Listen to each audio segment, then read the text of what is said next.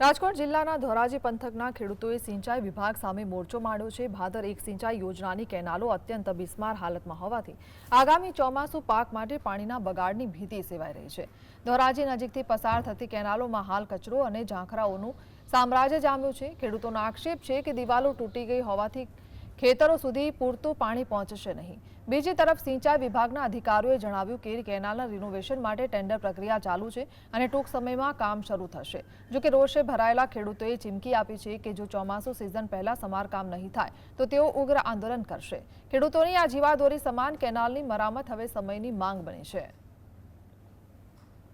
હાલનો જથ્થો જોતા અને પીવાની અને અન્ય ડિમાન્ડોની વિગતો ધ્યાને લેતા ચાલુ વર્ષે આપણે ઓરવાળ માટે 2 પાણ આપવાનું આયોજન કરવામાં આવેલ છે, જેના માટે આગામી સપ્તાહે સિંચાઈ સલાહકાર સમિતિની બેઠક બોલાવવામાં આવશે અને બેઠકમાં ખેડૂતોને અને સિંચાઈ સલાહકાર સભ્યોના સમિતિના આગેવાનોની રજૂઆત મુજબ પાણીની જરૂરિયાત મુજબ આગામી સમયમાં 2 પાણ ઓરવાળ માટે છોડવામાં આવશે।